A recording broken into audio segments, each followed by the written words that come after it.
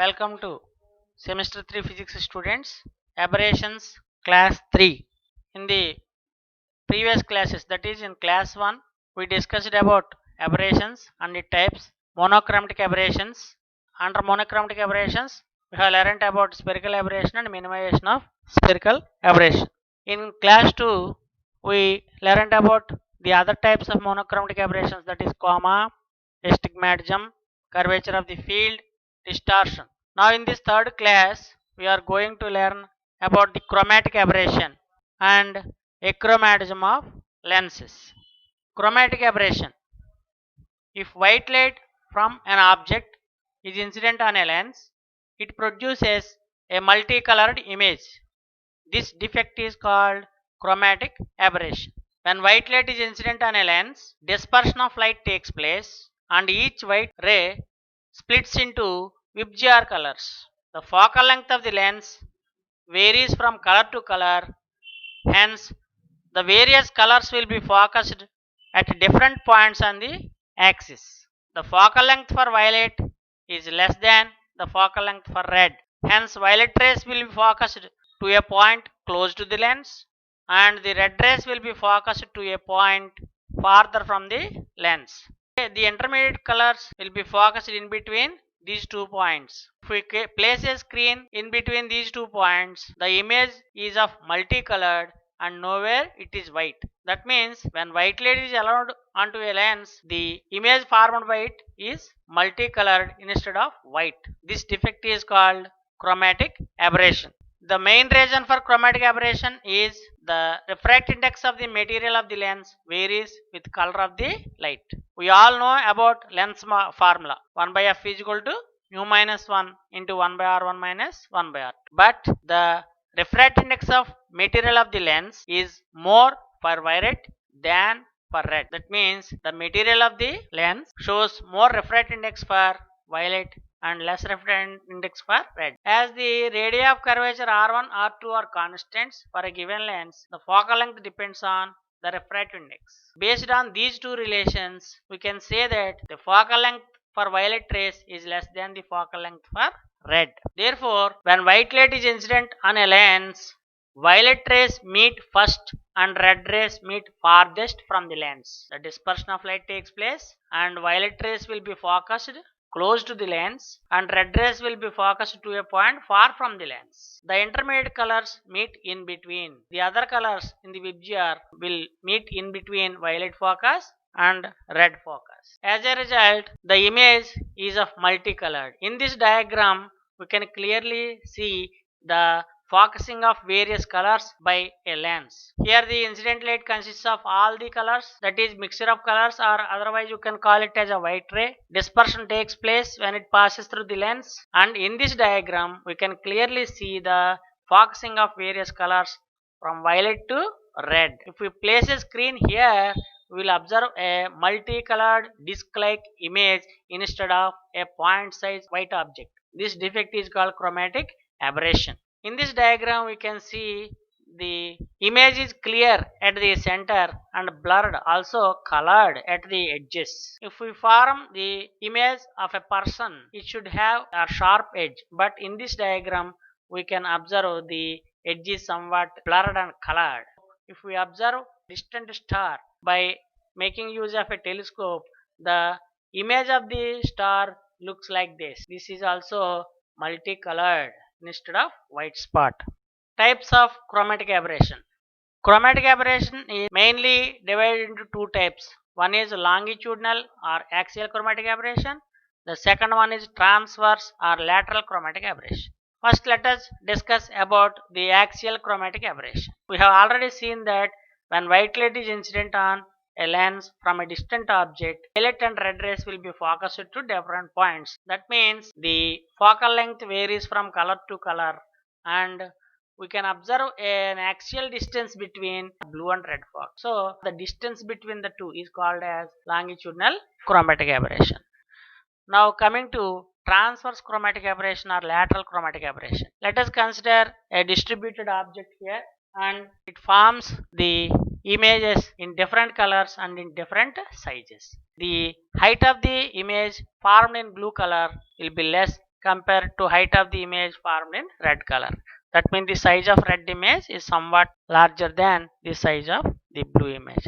The difference in the sizes is called as lateral or transverse chromatic aberration. Longitudinal chromatic aberration and lateral chromatic aberration can also be seen in this diagram. Now let us derive the expression for longitudinal chromatic aberration. This may be done in two cases. When the object is at infinity, the light rays from the distant object come in the form of a parallel beam and they strike the lens. They will be focused to principal focus. This is the principal focus for violet and principal focus for red.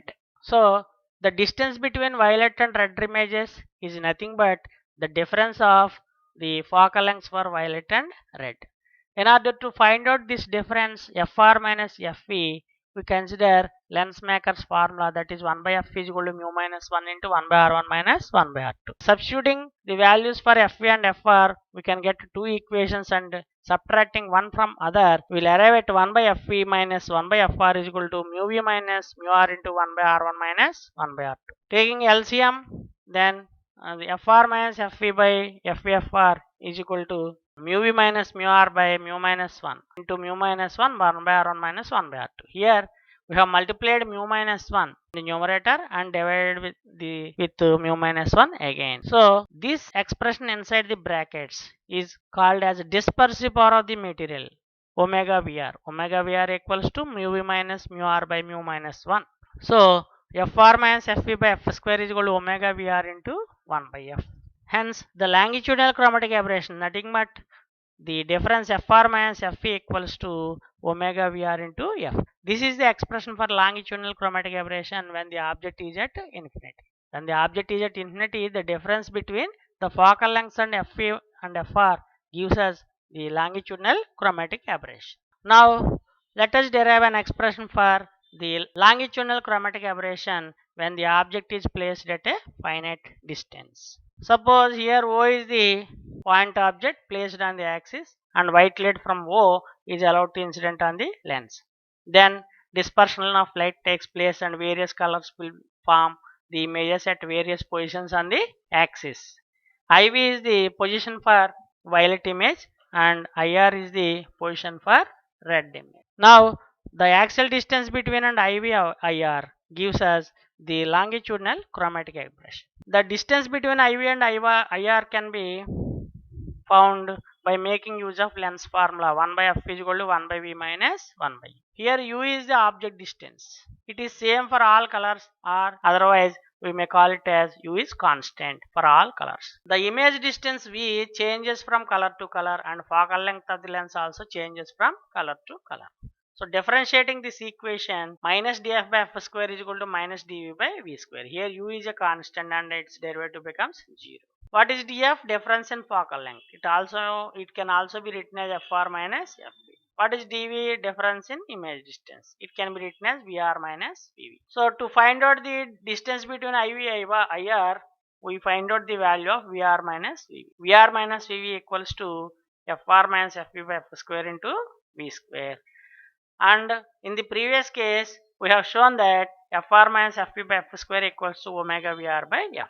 Therefore, the longitudinal chromatic aberration when the object is placed at finite distance is given by omega Vr by F into V square. Now, achromatism of two lenses.